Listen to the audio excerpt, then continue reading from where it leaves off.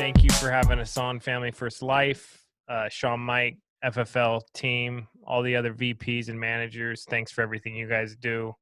It's been an honor working with you guys and seeing how everyone works together as one big team.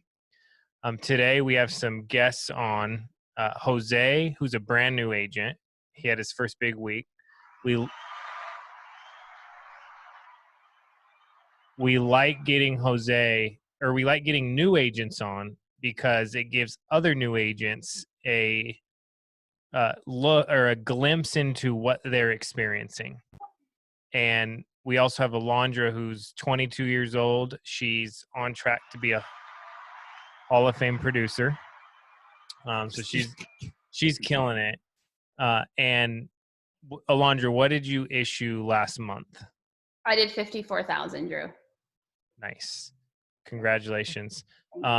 So we're going to start with Jose. So Jose, what made you start to want to work with Alondra, and how did she recruit you?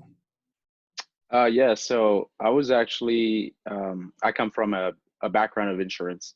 So I've been in insurance for about 5 years, kind of on and off, not really, I guess, serious about it. I got my license back in 2015, February 2015. And from then on, I've had jobs here and there. And then when I started talking to Alondra, I was I was working full time.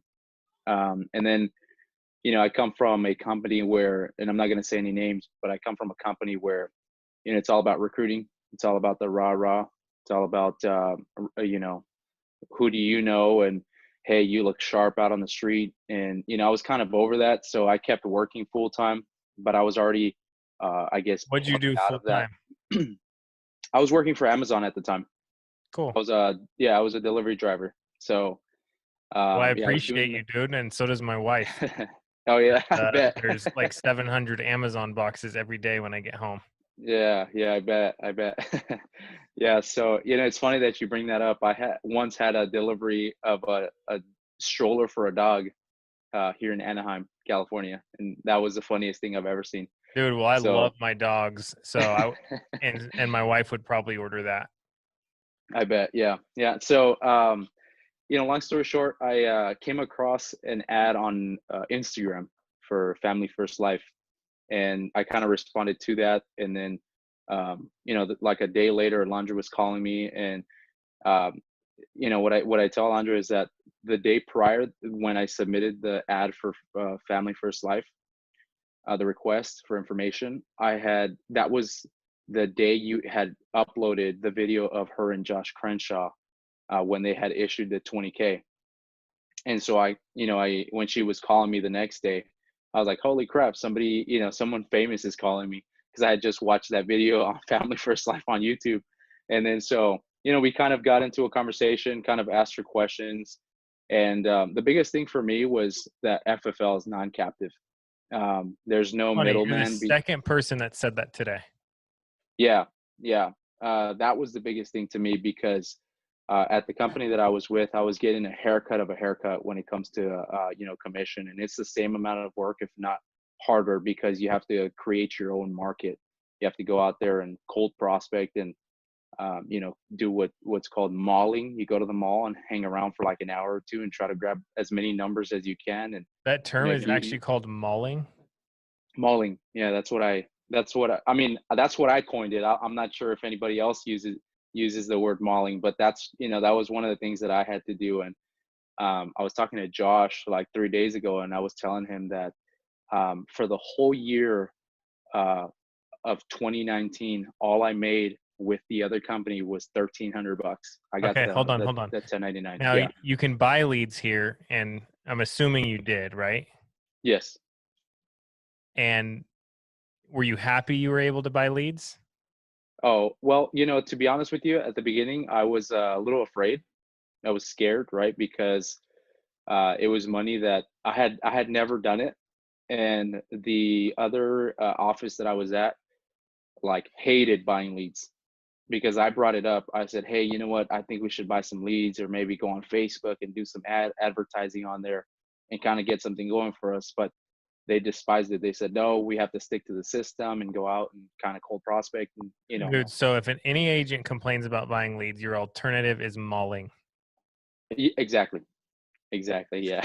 Would you rather buy leads and call people that want to talk to you or go mauling? Oh, 100% buy leads, man. I'm sold 100% on leads. Like, I come across Facebook questions on like forums, like insurance forums, and then they'll ask like, any new tips for new agents? And then my only response is buy leads, buy leads, buy leads. Like, I'm sold 100% on buying leads. Yeah. So I bought 100 leads from the CRM when you had sent out that email for the code essential for the month of April. Mm-hmm. And out of the 100 leads, I bought them on Wednesday night. Thursday was a dial day. I wasn't able to schedule any appointments that day. So the very next day, what I said, well, you know what? I spent money on these leads, so I'm going to go door knock them. And so I drove about 45 minutes to an hour to a city by the name of Victorville, That's California. where I grew up, bro. Victorville. Oh, right on. Yeah. So drove to Victorville and just door knocked. I door knocked about 20 to 30 doors. And out of the 20 to 30 doors, I was able to get some follow-ups. And so from those follow-ups, and so I got the follow-ups, I was fired up, came back, dialed more on Saturday. I was able to set up 5 appointments on Saturday, drove out to those on Monday. So between Friday and Monday, I was able to submit about 6,000 in annual premium.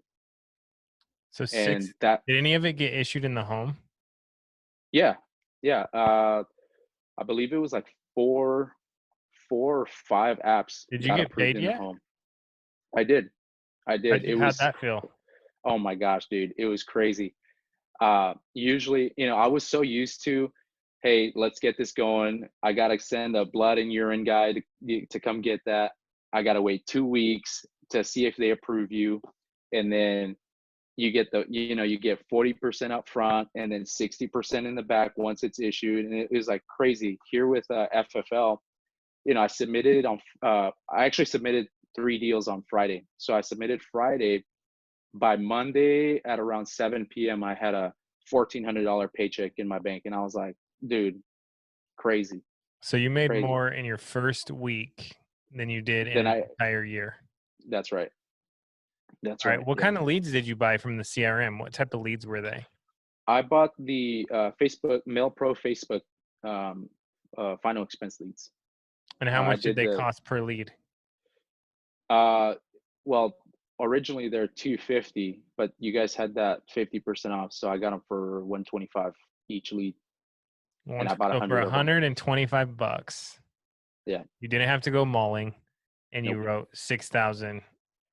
You wrote 6,000 your first week in business. 6,000, yeah. And then that Monday when I got the paycheck, or when it got submitted, I went out and bought new fresh leads. And so from those fresh leads, I've got deals in the pipeline. I've got another about 5,000 or 6,000 that are like cooking right now from the leads. Yeah. You're gonna get more leads, right? Oh, absolutely. I actually bought some more leads last night. So I ordered some more leads. They should be coming in today or tomorrow. Yeah. Now, did you get new leads this time? Yes. Yeah. Well, I did a mixture. There you go. I spent $900. So I did 800 on new fresh leads, and then another 100 on the CRM, which is what initially got me the 5K or the 6K. That's awesome. So I'm just working those. Now, you said the first day you just got up and you went and started door knocking them because no one was picking up? Yeah. So I had a new hire who also came with me, and I kind of shared it with him once I was kind of plugged in, and I shared it with him, kind of got him on a the business development meeting, and he kind of saw everything what FFL was about. And he ended up getting contracted with me, and he lives literally in the same complex as I do. So we said, hey, dude, let's go out tomorrow. So he was with me on Friday, and we were kind of like tag teaming the door knocks. And so Yeah, I wasn't able to get any appointments. I got pushbacks probably because I was, it was my first day of calling. And one thing that I will say is get on the boot camp for all the new guys, because the boot camp will teach you, how to make those calls, how to go through objections. And I hadn't done that when I was calling. And then as soon as I came back, I got on that boot camp. And then Saturday, I was able to schedule those appointments. Were you scared to call? No, no, I wasn't. Probably because I used to cold call because I had to create my own market. Yeah. Was anyone mean to you? Oh yeah. Yeah, I got cursed out like 6 times or so. Yeah, and then I got the door slammed in my face when when we went door knocking. But it was Someone all said worth it, man. you got cursed out over the phone. Yeah. Yeah, he said you're like the 5th guy who's effing called me. Take me off your effing list. Now you kept calling people, I and you It was funny cuz I can't I triple dialed him back. So I didn't take that I didn't take that no for an answer. So I triple dialed him back and he didn't pick up. And then after he didn't pick up, you I door knocked him. texted him. No, I texted him. And then he said, it was funny. He responded, if you don't stop calling me or texting me, I'm going to sue you. So, that's really when I say, okay, Yeah, I'm not going good to hit you call. up anymore. Yeah. Yeah. Yeah. Yeah. Um, So. cool, man. Congratulations on all your success. What are some other reasons you wanted to work with Family First Life? Yeah, so I'll list them for you. So number one was the non-captive. There's no middleman between the carrier and you. Number two is the support system. Like there's no like Tuesdays and Saturdays that you got to go to for all the rah and bring a guest and this and that, right? And so we do like what we're doing now, the Zoom conference, and it's just as effective, if not more effective, than having to go somewhere and waste gas. And number three is compensation for sure. I was getting paid 35% of whatever AP I submitted at my last company, and it's uncomparable to the amount that I'm making now for the same amount of work. So yeah, FFL is where my flag is planted now, and I see my vision has I could dream again, if you will. Yeah. Dude, that's funny you say that you can dream again because Yeah. that's how I felt, man. Even when I first started here, I felt like I couldn't dream again because my past experience. And it took a few months for me to go, whoa, this is the real deal. I don't have to have my guard up anymore. Like Yeah. I'm not tricking people. I'm telling everyone the truth. I'm telling them how much money that they can make. I'm telling them how much money they won't make if they don't work.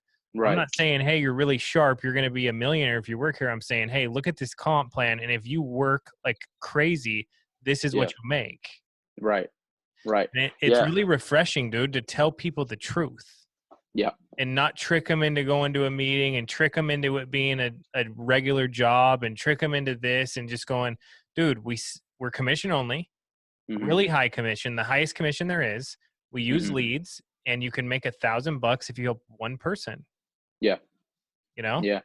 Yeah. And I've come across other people, from the insurance industry and from people that are not in the insurance industry. And it's funny that people in the insurance industry believe less than people that are out of the insurance industry in terms of it's too good to be true.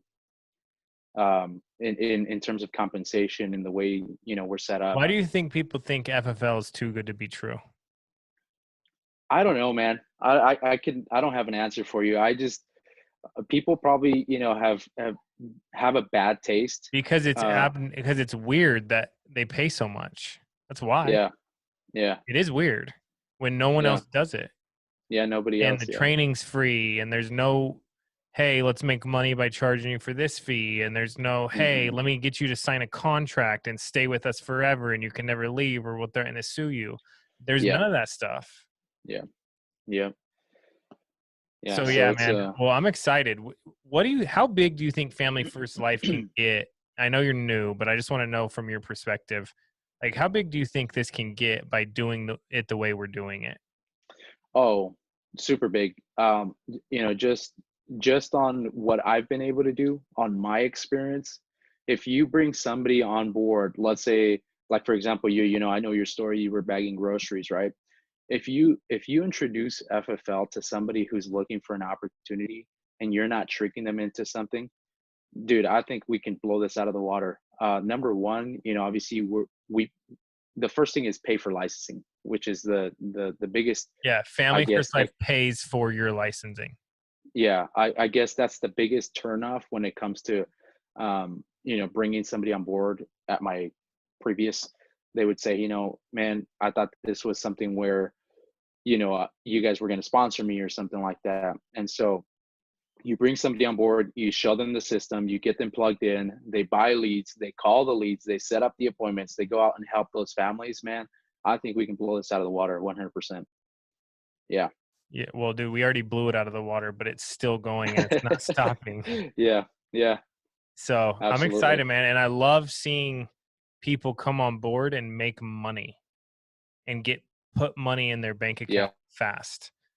That dude, nothing makes me happier Yeah. Yeah. Absolutely. than being able to do that. Yeah. Um, all right. So why do you like working with a laundress so far? So far, the support is there. You know, like for example, there's a lot of people that, you know, might say, hey, you know what, I want to learn everything before I go out there. And I was the opposite because I used to be uncoachable. So I said, hey, Alondra, you know what? You're issuing like 40, 50 a month. That's what I want to be at. Tell me what to do and I'll do it. And so, you know, she said, all right, you got to buy some leads, set up the appointments, go in the home. Don't worry about knowing everything. When you're in the home, you call me. And that's exactly what I did. I set up the appointment, got in the home, and when I call her, she's there. Any questions, you know, her and Josh are there. And, you know, I think that's the biggest thing in terms of the So you're support, saying she because picks up her phone? she picks up her phone. She picks up her phone, but more than anything, it's the support. You know, like she backed you up. Do you Yeah, think you like working with her because she writes 40 to 50,000 a month? I think that's a big factor. I think that's a big factor. Yeah. Would you want to Yeah. work with someone that only wrote like 2 or 3,000 a month? No, no, not Why? at all. Because that's not where I want to be, and I'm gonna, you know, hang on somebody's coattail. Uh, I'm gonna listen to somebody that's already in the position that I want to be in. You think if you So write 40 to 50,000 a month, the people you hire will be more likely to do that? absolutely, absolutely. That's what we're building, man. And I think that I love the message of, if you don't, and Sean Mike's been saying this since we opened, if you issue under 15,000 a month and you have bills, Hmm. you're not making any money after you pay your bills, your lead bill, your gas bill, you have chargebacks, you have persistency, you have all these other things that come up. Hmm. If you write 15 grand a month, you're not having any extra money to invest into Right. building an agency. So you're Hmm. stuck there in what we call the rat race. You were Right. stuck in the rat race at 15,000 a month. Hmm. At 20,000 a month, and this is just generalized numbers, you have 5,000 extra dollars that can be put towards your business, towards another business, towards building passive income, towards Hmm. getting you out of the rat race. Hmm. So we always go do 20,000 minimum, but 30, 40. And we Yeah. believe that if anyone books 20 or 24 to 30 appointments a week, and it's actually becoming more of 30. So we're going to go with Okay. that. 30 is the new 24. So Okay. if you book 30 appointments a week, how can you have a bad week? Yeah, you can. Could you imagine sitting down with 30 people and having a bad week? Not at all.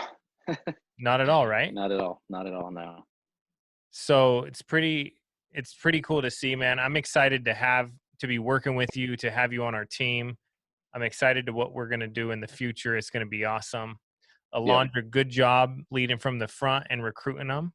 Um, Now we're going to get to you, and you've inspired a lot of people so far with your age and what you've been able to do.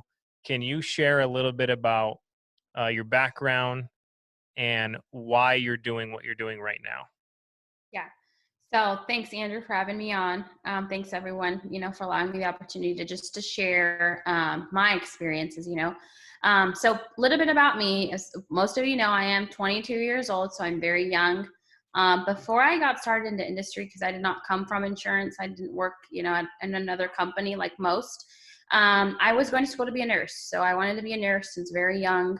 I just had my mindset on, I knew I wanted to work with people. And, in the community, everyone just wants to be a nurse, especially in my town. So I was literally just going to school, and it's super busy where I want to get, to get into a nursing program is really hard, and just because there's so many people doing it.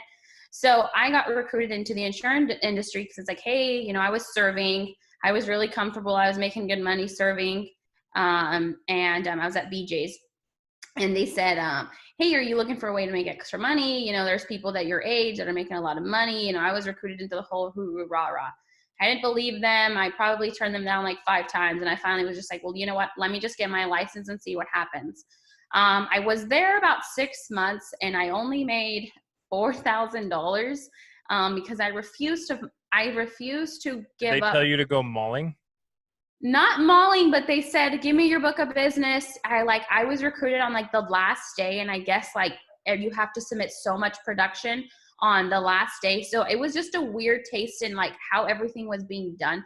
I was not sold on it. To me, I would see the presentations and I was like, where do I learn how to educate families? Like, how do I know which product? Like, I didn't know any of that. All I knew is bring somebody on board and just hope that they teach you how to sell. Okay. And I never really learned, because then when I found out about FFL, at that point, I wasn't really sold on in the first place. I love the insurance industry. So I knew that, okay, when I became a nurse, I wanted to have this license. So when the opportunity came, I can help people in another avenue. So you weren't going to do FFL. I didn't know about FFL. No, I didn't know about FFL. So then I found out about FFL, and I said, well, you know what? I stayed there at my other company because I had already worked my way up to a 50%. And to me, I didn't think there was anything better. I was like, well, do I want to go somewhere else and have to recruit my 10, 20 people to move up to a next comp? I was like, I'm already at a 50. I might as well just stay here. So when I heard about FFL, they told me, well, Alondra, you can start over here at a really high comp. They work with leads, and it's with the same companies that you're already working with. And I was like, so you're telling me if I go right with Mutual of Omaha, for example, I'm going to get paid the same products. I can just get paid more. 3 times more. And I was like, okay, I'm in. And I did my contracting. I didn't, I sent in my letter. I just switched over everything. And when I went and I sold some policies to my family now, because I hadn't sold them before. And when I got paid, it was like real. I was like, oh my gosh, this is a real deal. So after that, real quick. I don't want to interrupt you, but I have to hit this point. Yeah. Do you think it's special that you can get promoted from personal production without ever building a team and building a team, either or? I love it, Andrew. It's not, you can come on, like, this is what I like about it. It's not like the top person is always just going to just keep reaping the benefits. Here, it's like you promote yourself by your work. Like, if you want to move up, all you have to do is go to work. Jose, what do you think about that? Being able to get promoted by just selling or building? That was a selling point as well. Over at the previous company, you have to by law or by their contract levels or whatever, you have to bring people on, get them licensed, get them to produce as well. And that was crazy. So absolutely love it here with FFL. Yeah, I loved that because it's the best place for a producer and a builder. And if you have the best producers, you also have the best agency and you do the most volume. So they kind of go hand in hand. If you have good producers and they can make a lot of money, you can have a big agency that continues to grow. So when I came here, I was a producer and I was thinking about, okay, I'm doing all the work. I want to be able to go up the ladder and make more money. I don't want to have to hire, 45 people in a special different way in order to get promoted. So I loved that. I thought that was genius the way it was set up. and super fair. Like it was really cool. It made it where it's not, hey, go hire everyone you know. It's let's actually put money in our pockets. And I remember this. The company opened up and Sean Mike goes, everyone needs to put $5,000 in their bank account every single week and not rely on anyone else by going out in the field and helping customers, which is super easy and simple, and anybody can do it. And I was like, I started building an agency while I was doing that. But you know what? I never relied on any overrides from anybody because I had that license and I could go out and I could make money. And I think people can feel that. Like, am I just hanging out telling people to go do something? And then when I can go out and make money, am I telling you to do something because I want you to make money or because I want to make money? And when I'm doing that, I'm doing it because I want you to make money. And I'll never forget that. All right, Alondra, keep going. Sorry to interrupt you, but I wanted to hit on that key point of being able to get promoted. Okay. So, just like you, Andrew. So once I sold my family now and I saw how it was, I became just like you. I was just a producer. I wanted to build a team because I knew I saw at the other company the ability that you do get by building a team. But I wanted to me, it was so important that I can show you how to do it. So I wanted to know that it was real and I can teach you to do this and you're going to get this result. So is that your puppies in the background? Yeah, my sister just went and shut her up. They're mad because they're outside. How many dogs do you have? I have 4 little Frenchies. Nice. They're my world. So I'm working hard to give them their best life. That's for sure. So yeah, Andrew, like my goal, like I just became a producer. I wanted to know that this was real. So once I started, making 8 to 10 grand a month very casually, because I did the opposite. I didn't have a fast start like everybody else. I would make my money and then I'd go on vacation or I wouldn't work. I was just very casual with it. And then when I changed my mindset in the summer, like I had to apply again to the nursing program. And I was like, you know what? Like, this is either going to go one way or another. Like, I can't be 1 foot in, 1 foot out. So I'm just going to go all in. How long were you like around, but you weren't doing anything? That's funny. Cause I always wonder how many people are here that have the same potential as you have, but they haven't gone full time yet. So I bet you there's a lot. Oh yeah. I started in January, Andrew. I went to convention. Like I saw it was real. I just didn't plug myself in. I didn't believe in myself. Let's just say that. I didn't believe in myself and I didn't have someone in my corner telling me, you can do this. Like so in the summer I reached out to you and I said, hey, you don't know me, but I want to really grow this thing. What do I want to do? I need to treat it like a business. And then you said, okay, come on down. So we came down and I remember very clearly, I was like, Andrew, how are people doing 20 grand a month? And he's like, what do you mean, Alondra? Like, buy leads, book 25 to 30 appointments a week and buy leads every week and just do the same thing. So to me, it was like, I'm already doing this. I'm just not buying leads enough. Let's hit that. How many leads were you getting? Because I think this is a common thing that I did too. I'd buy like leads once a month, maybe twice a month, but then me and Josh would go run the same leads. So we would both buy leads and then we'd split the leads. Like we'd both work them together. So it was like we made good money. Like we got a lot out of our leads, but it wasn't enough where we could have been working harder because we didn't really work, to be honest with you. Now, you want to know my opinion if you're running with someone else? Yep. Don't do it. Waste of time. Yep. Very quickly. The other person could be running their own appointments and making that money. It's a complete waste of time. So when I went in August, that's when I realized, when I came back and I bought leads, me and Josh were like, what are we doing? We're shooting ourselves in the foot because we can both be out the same amount of time, still come home, have dinner together after a full day of work. Like you can write 10 grand and I can go write 10 grand. So very quickly we said, we're not doing this anymore. And we were buying our own leads. And Andrew, I got so used to buying leads every week that it's easy now. It's super easy. Like I was one day, I remember, because I had this, again, another rookie mistake. I would only buy from one lead vendor. I would fall in love with a lead vendor and I'd buy a crap ton from them, but I wouldn't venture out. So one lead vendor was like my area, there's a lot of agents, so I wasn't getting them fast enough.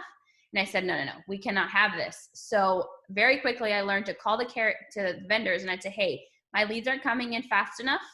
Where can you move me so I can get them right away? Because it was dangerous. This is big. If you're watching this, Yeah. she didn't just say the leads didn't come in. She said, I'll go to a different area if you can get me the leads I need to hit my numbers, right? Yep. And they are super awesome. You know, they said, he's like, well, how far do you want to work? And I'm like, well, you got a 2 hour, I can drive 3 hours, the radius if we need to, but keep me anywhere from 2 hours everywhere around for me. And they said, oh, this area is clean. There's nobody here. Like, you'll get good attraction there. All right, run my ads. They'd all start coming in, Andrew, and I'd book them out. I was traveling 2 to 3 hours to run business, you know, for a very long time, because I had my number so set, like, I need to write 20 grand. So I need to write at least 5 a week. Okay. Let's go. Let's talk about something that I remember talking to you about. Mm-hmm. You were running appointments at one point and it wasn't on a tight schedule. No. What was happening when that was going on? I was just so, like, I wasn't booking enough. Like, I was still traveling. My schedule just all over the place. I didn't have, like, I had maybe like 3 appointments here, 2 like here, 5 here. Like, I'd run every single day instead of structuring it. And I was wearing myself out very quickly. So I learned how it's so important to have a dial day, a designated day. And then you just book all your appointments, you know, on the hour. It doesn't matter if you're late, you know, just book them. And that helped me better, you know, because we're all fairly new in this, in the business, and not a lot of us come from having a business mindset. So we have to learn to, you know, a schedule. You need a schedule. You can't not have a schedule. That's what I learned. Yeah. So I started not leaving my house if I didn't have 16 appointments. There was no point, because I didn't want to. If I book 5 and 3 cancel and 2 say no because I'm desperate after the 3 canceled, then I'm screwed. So my dial day was so important to get my appointment count that I would sit there all day. The only really true days of work for me were those 2 dial days, because that's where, if you don't have those dial days, you're not going to make any money. So I would sit down from, now it's 7 a.m. Like, dials start at 7 a.m. And I would go from 7 to 9 p.m., sometimes 9:30, to make sure I got my 16 appointments. Now, the more leads I got, the faster I could get my appointments. So if I didn't get a lot of leads, I would have to spend more time on the phones. So I started going, hey, I want more leads because it's going to actually make my Mondays and Thursdays go by way quicker. I could book my entire schedule by 2:00 or 1:00. My schedule's so full, I have no more room. I have to get to everybody else on Thursday. The other thing is, do you ever do this? Because this is something that some people talk about. Paul talked about it on a TNL the other day. If you don't get your full appointment count, do you continue dialing on Tuesday in between appointments to fill in Wednesday? Have you done that? I've done both, Andrew. I've dialed in between and I've just door knocked in between. That's because I like facial. If I'm already there, I'm getting in the door. Okay. So we're going to hit that. We're going to hit door knocking. Okay. But dial day, super important. How do you keep yourself not distracted when you're dialing? I would say I respect my time, Andrew. I know that when I'm dialing, I'm making my money at that point. I know that the money isn't made at the homes. So very quickly I learned, like, in my agents, you know, I'm same thing, you know, unless it's urgent, like, I'm dialing, you know, text me if it's important, you know, but I think I'm just so focused on, I need to get my appointment goal. And I, like you said, I try to not get all my appointments done early in the day and all done, because I know I have agent responsibilities. You know, I'm hiring a lot of agents and I just want to be, you know, available to them. So to me, it's important to get it done quick. All right. So you do that. Do you run on the weekends? Oh yeah. Yeah. That's when I make the most money. I'm out working. Everybody's home. Door knocks are great during the weekend. Everybody's happy, huh?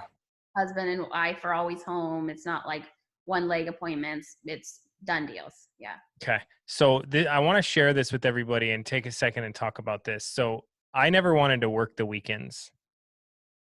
But then I learned I actually enjoy my weekends more if I go out and run appointments because I'm productive and there's a lot of time still. So what I started doing is I would run Friday, and I always tell people like Friday night is much better if you just wrote a bunch of production. I would still run Saturday, and Saturday I could be done by 3 or 4. You could knock out 10 appointments super fast. Saturday afternoon and evening is much better if you just wrote 5,000 in production. Mhm. So to me, my entire week was set up from getting a head start on the weekend. And then when Monday morning came around, it was like the most motivating thing because I already wrote 7,000 and I was like, how am I going to get to, I can get to 12 or 15 and I have all week. The week just started. Have you experienced anything like that? Yeah, I mean, just this week, I told you I was at 10K and it was Monday and you're like, you're already at 10K. And I said, yeah, but with everything going on, I want to make sure that the odds are in my favor. And if I'm going to get any chargebacks with everything that's going on, I want to be one step ahead. So every day, Andrew, I'm just like, I have my personal, like my weekly goal, but every day I just treat it like I'm back at zero. I forget, I forget what goes in the bank account. I don't even know what's going to pay me. Like, I'm just so on autopilot. Like, you're at zero, Landra, get to work. Like, you're at zero every day. I'm at zero. So, and Mike Killamant was the one, got on a call with me and he I told remember that. me, every day you're back What at did he say zero. to you? You told him how big your week was, and what did he say to you? Every day you're back at zero. And that's funny because I've already, like, I thought, that was just my mentality. And when I hear, people that have done really well, they're telling me, it's just like reconfirmation for me. Like, I'm on the right path. Keep doing what you're doing. Keep Yeah. listening to And then people. at the end of there, you go, whoa, I made, 650,000 or 750,000, or because every day you didn't count what you already had. You just started back at zero. What I've been telling a lot of the people on my team is if it's Monday and Thursday and you're full time with FFL, you claim that FFL is your full time. If you're part time, then this doesn't apply to you. But if you're full time and you're not calling leads and you didn't buy leads, then you are unemployed, willingly unemployed, not like most of the people where they got fired and they do anything to have their job back so they can take care of their family. You're willingly unemployed because if you're dialing and you're keeping your activity up super high, you're not unemployed. You have a high paying job because every person you help, it could be $1,000. You just got to go through the numbers. So and the reason I'm telling people that, it kind of goes back to what we were talking about, Jose. That's the truth. Like, I don't want to see you not be able to take care of your family. Mhm. So I don't want to pretend like it's okay. Does that make sense? Yeah, that makes sense. So Alondra, did you ever go through a point where you had your dial day and you acted like you were working, but you weren't? I feel like, yeah, at the beginning, I would consider myself working, and then I'd literally look at what I accomplished and I'm like, what am I doing? I'm not being productive of my time, but those were the days where I knew I still had my numbers. So I knew if I didn't get it enough, I was going to be door knocking, and I did not want to be door knocking to fill my week. I'd rather door knock to, supplement the people that no showed me. Mm-hmm. So that was my consequence that I very quickly learned, that I can't, lollygag around a dial day because I don't want to be lollygagging around all stressed out, in the week trying to book enough appointments by door knocking. You know what's crazy? At one point I had to delete Facebook, the app, and Instagram. So I had no distractions. I couldn't scroll on social media, which it's weird. It would just be this habit where I would just start doing it. While I was dialing, I would have to delete it off my phone because it's like no distractions. I need to sit down. I always said it was like whatever your bunker is, you need to build a bunker that no one can get in. and you sit down and you have focused dial time. My bunker was my car. I wouldn't even go to into my office because I'd get distracted. I wouldn't stay home because I would get distracted. So I would dial from my car every day, every dial day, and hit my appointments. But I love now a lot of people are using Zoom, and they're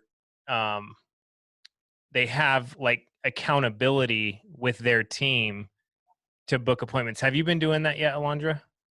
Yeah, I have. I've been plugging into Zach's because I wanted to see how they were doing it, and they have a lot of guys. And I've been plugging a lot of my team into Zach, so they can see like Isaiah, Jordan book appointments. Like I want them to see, you know, how we're all handling objections, because I feel like if it comes from someone else instead of just me, it builds more. They believe it more. Yeah. So everybody's been loving it. You know, they're very, very helpful. Yeah, one thing I like is the accountability part. And I've been telling a lot of people is even if you dial on Zoom with you know, the 5 new recruits you have and you sit there all day and you're all on Zoom dialing, it holds you accountable to stay focused for that. Yeah. So that's something that's super cool. Just a little tip there. All right, so let's get into Jose's phone script because he's brand new, and then then we're gonna do Alondra's. So Jose, if you can call me and pretend like I'm a new lead. Oh, you're cutting out. You're cutting out a little bit. Alondra, how about we'll start with you? Can you hear me? Okay. Yeah, I can hear Ring, you. ring, ring, ring. Is he cutting out for you too, Alondra? I think my internet. Okay, we'll go with Alondra. Alondra, call me. Yeah. Okay. Ring, ring. Hello? Hello, Andrew.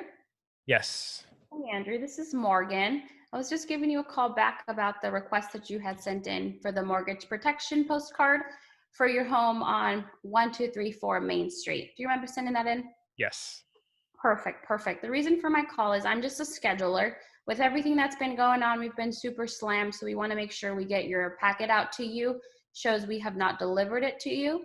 We're going to have an underwriter in your area tomorrow and Saturday. What day would work better for you and your wife? Tomorrow. Perfect. Are you guys still working? Are you guys staying at home? We still work. Okay, perfect. What time are you usually in through the door? About 6 p.m. 6 p.m. Okay, perfect. Let me see. My underwriter, Alondra, is going to be super busy, but we can squeeze you in right at 6:30 and 6:45. Any reason that wouldn't work for you and your wife? No. Okay, perfect. I'm going to put you down tomorrow at 6:30. Do you have a pen and paper handy you can pull out so I can give you the underwriter's license number and confirmation? Yeah. Okay, perfect. Underwriter coming to see you is Alondra. That's Alondra. And her license number is 0M31425. And then I got you down for 6:30 and 6:45. Just make sure you put the shotgun away. You know, she's coming around. It's just going to be her. She drives a white car. And just have a little bit of leeway for her because she does have a lot of families to see. Okay, she is coming. Okay. And then hang up. I say Andrew, like I know everybody has a great, you know, different ways. Mine, I have a lot of success by just saying like less is more. All my concern is just getting in the door, and that's what works for me. Whenever I say less, it's just like I don't know any information. I recently started doing the third caller party. It's so much easier. I don't know what I was doing, and I got that from listening to Isaiah and Jordan, because you can just so many objections where people are like, well, how much is this going to cost me? I don't know. That is not, you know, that's not my job. That's an underwriter question. She has all that information for you. She can answer that for you. Easy. Yeah, I keep it simple. Just to go over some phone objections, and I love your script, and I love you saying with everything going on right now, we've been super busy. It's super easy. Oh yeah, and the shotgun thing, where'd you get that from? Zach Lawfuls. He is, oh my God, I enjoy hearing him so much. And Andrew, everybody laughs. They all laugh. And how are they not going to remember you? How are they not going to remember you? Who says that? Like, who says that these days? Yeah, that's so every time you do that, they laugh. They laugh. And then one guy I called, and he's like, oh, don't worry, I only mess with grenades. I'm like, oh, well, you don't need those either. And it's funny, they remember, they wrote it down. There's no way they're going to no-show you. And funny, the next day when I did that, everybody was home. Everybody was home. Nobody canceled, nothing. Wow. And that's all I said. That's all I don't, I just let them know I got the card, and that's my little script. That's a good tip. How many people tell you no? And I want to talk about new lead expectations, which this can vary how good you are, how bad you are on the phone. But how many people tell you no out of 40 Facebook leads? I'll probably get maybe like 8 or 10 that will, no, like 8 or that tell me that I'm not interested, that wasn't me, or 25%. what was that? So that's 25% probably. Yep. Mm-hmm. How many people tell you, come on over? Like easy lay down appointment. Probably like the other 75 that I can get a hold of. Yeah. So if you get a hold of them, the rest will book them, no problem. How many do you not get a hold of? I'd say probably like 25%. So 50%. So you'll book them if you can get a hold of them. 50% you'll book. Mm-hmm. So out of 40, you can get 20 appointments. Yep. Is it important to call them right away or wait? 100%, because they just filled it out, and people will be like, wow, you're quick. I just submitted that. And I said, yep, I'm working overtime at the office. So you wrote 58,000 by expanding your geographic area that you're willing to run. Andrew, I was driving, this is what, everybody sees, 54,000, but I was running 4 hours away from home, to go run business and drive the same day back, because I had appointments back in Bakersfield, and I didn't want to stay, out another night, and I didn't have leads. There was no point. So I was willing to sacrifice that. That's what it was to me. For a lot of people, you go, okay, that sounds crazy, but so does writing 54,000 in a month. Yep. And it actually doesn't sound as crazy as mauling to me. It doesn't. I'd rather do that than maul any day. Yeah. I'd rather drive 4 hours, write 5 to 10,000, and drive home any day of the week. Absolutely. Did it take you a while to get like your lead strategy down? Yes, because I'm in an area that everybody loves, Bakersfield. So I had to be willing to put mail, like I have everything. I work Facebook, I work, the final expense, and I started with mailers. I have the call-ins, I have everything. I do a lot of old as well. What's your experience with that? The cherry pick system? Are you kidding me, Andrew? I think this past week, half of my production came from old CRM leads. My appointment from today, I spent $1 on the $2 for the internet lead, and I sold 186. That's the internet life lead. That was $2. You sold $186 a month premium. That's in the CRM. There's 76,000 of those in there. Oh yeah, there's so many in the area that you can get at any time. It's just crazy because, I have leads that I'm spending $80 a lead for that work just as fun. I love them. But then I was so crazy to see like, wow, my ROI is bigger on these, CRM leads, but that's why I only use them as fillers, Andrew. There's no way I would. You don't want to count on those as like, because with newer leads, you can calculate your expected premium every single week. Yep. It's a predictable formula. Mm-hmm. The age leads for fillers, it's not as predictable. You can have a really good week. You could have a really bad week. It's just not as predictable. And you have to spend more time on the phone. All right, Alondra, can you share with us some tips on the in-home presentation that you've learned as you've started to really ramp up your production? Yes. So Andrew, literally my in-home and my closes got a lot better when I was more blunt with people. Like I used to, when I first started, like I would just, like when it came to objections, I would fall for their objections. Like I'd fall for them telling me that they need to think about it, that they don't know their budget. Like I would fall for that. And from just watching the trainings, I very quickly learned, like, I'm not buying it. I'm not here to get you a quote. I'm here to protect your family. And I have that very going through my mind the entire time. So like just this past week, I had a guy who was like, I have to think about it because he was in between my door knock. And before I even sat with him, he's like, he had already told me that he was thinking about it. And I'm like, well, let me just do my job and get this qualified for you. At the end, he's like, well, I got to think about it. Leave me your card and I'm going to go do my homework and I'm going to go do my research. I did not give him my card. And I told him, I'm not going to give you my card if because my job is here to find you something to qualify you. And we still don't even know if you're going to get approved. So if I leave you my card, let's just say worst case scenario, something happens to you, your family finds my card, they're going to call me and I'm going to have to break their heart that you did not do anything with me to protect your family. So I don't want your family to find my card. And when I say that to them, Andrew, it makes them like, what? And the guy was begging me for his card. Like, he's like, give me your card. And I said, no, I'm here to protect your wife. And for that, we don't even know if you can get approved. So let's submit an application at what you can afford. And we can always go up or down once we have a decision from the insurance companies. So I just got better at like not buying their people's objections. Did that person buy? No, he didn't. No, but sometimes they will. For the most part, yeah. For the most part, So you got good at calling it as it is. Yes.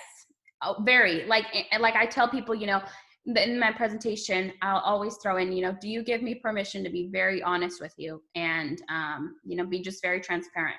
And they'll say yes, and sometimes there's no need for me to be, not in a sense of pushy, Andrew, but just like guiding them on the right direction. Like I try to, if they give me any feedback, like, no, I need to think about it. Like I try to see their point of view and firmly just direct them into the right, like, what's the purpose behind this? Like, let's break it down to what we have. What happens if, I walk away tomorrow and something happens to you? You have the current GoFundMe plan. So what are we going to do to avoid that? I kind of just put it into perspective for them. You say that? You say you have the current GoFundMe plan? Oh, yeah. Oh, yeah. And I learned that from Josh. Josh taught me that one. And he was having so much success on it. He's like, you currently have the GoFundMe plan. So what are we going to do to avoid that? And then they'll be like, well, what's that? And then you're like, where your family's having to ask for money for everybody because you didn't want to give this affordable plan to make sure that didn't happen. And people Andrew, I feel like a lot of these people just test us to see like, are you a salesperson or are you really here for what you're supposed to be doing? I agree. Yep. Or that I 100% agree. They test you to see if you take the bait and leave. Yep. And I've thrown into some families like, well, hey, at the end of the day, if I don't come home tomorrow, my family's protected. Can you say the same thing? Just little things like that, Andrew. I'm just very direct, very blunt, and people like see it through, and I tell them, I'm not the salesperson. We can send you the salesperson. My job is to find what you're looking for and let's get you qualified for what you can afford, especially with mortgage. I feel like a lot of people they get scared when they see like older clients that are in mortgage. They're like, you can't sell them term. You can't, that doesn't make sense for them. So I think if you can, guide them on, well, look, this is your fault. You're here. You waited this long to do something. So, let's preserve the equity. Let's, get a whole life, explaining that whole situation. Do you feel like they like how assumptive you are? Absolutely. Because they know. And at the end of the day, like I really sell myself, Andrew, and I'm like, look, I'm fighting hard for your family at the same thing I would expect to be done for my family. So you can always count on me. I'm always going to answer. Say that to them. I'm fighting hard for your family. Yes. And they know that, Andrew. And that's why people don't cancel my like, I don't get a lot of chargebacks. One, because I know how to, whenever people sometimes people will select the high amounts, Andrew, and I'll guide them on like, well, let's start here. And if this makes sense, we can go up higher later, because I don't want them to just charge it back and then not have anything. And I tell them that, I want you to be covered because something is better than nothing. I know you want to leave this much to your family, but I don't want you to, cancel this in a couple months. This is supposed to be here when you're no longer here. And people love that, Andrew. Like, I'm transparent with them and they just want to give me, well, you need to call my daughter. You need to call my, all this And, I feel like that's why I'm able to really, me just being assertive, but then I'm not, like, I'm very understanding and I ask enough questions, I care and they see that. So at the end of the That's day. awesome. All right. What is your goal for building an agency, your future with FFL? Well, seeing you, Andrew, do your deal just motivates and just lights a fire in What me. deal? Your integrity deal that you, the opportunity that you got to build an agency and partner with integrity. That is just what drives me, because I've always just wanted to be in a position where I can take care of a lot of people. I want to be able to retire my parents. My dad did a terrible job planning for retirement. He's not there close. So I want to make sure that when that time comes, they don't have to worry about it. I know it's not my job, but I want to be able to do that for my family, and I'm, just be able to give back to my family as much. So I see the opportunity we have here at FFL that you can be a nobody, Andrew. Like, I'm not anybody special. I just work hard and I just want it bad enough. And I'm willing to sacrifice my young party years to be, in a position where later I can have kids. I can just, be on cruise control, helping everybody. And I want to help as many people on my team grow. And I think, like, I'm very happy with my entire team. Like, I don't think we've ever been connected more than ever. And, they know that I'm going to go to war for them and I'm going to help them build it, because it's not about me, Andrew. It's like, I know I'm going to get there regardless. So I'm just like, who on my team is ready to blow this thing up? And I'm just going to run with you. Yeah. So, I love what you said. This is the place where the average person that doesn't have a shot gets a shot. Mhm. Like, you don't have to come from money. You don't have to have some crazy athletic ability. You don't have to be really talented. You just have to work hard and be passionate about helping people. And you have a shot to someone told me, they go, this is like NFL money. Like, when they were seeing the bonuses and stuff, I was like, no, it's better because your career is longer than like 3 years, because you don't have to worry about getting injured. It's way better. Like, you could do this for a long time. So it's super cool. And thank you guys both for sharing. Jose, I'm excited. And I'm excited you're on our team. Alondra, great job leading from the front. Family First Life, thanks for having us on. Weekends are where it's at. So it's Friday. Make sure that your schedule, if it's not packed, pack it for the weekend, because that's where that's where you get a head start. So thanks again, everybody, and have a great day.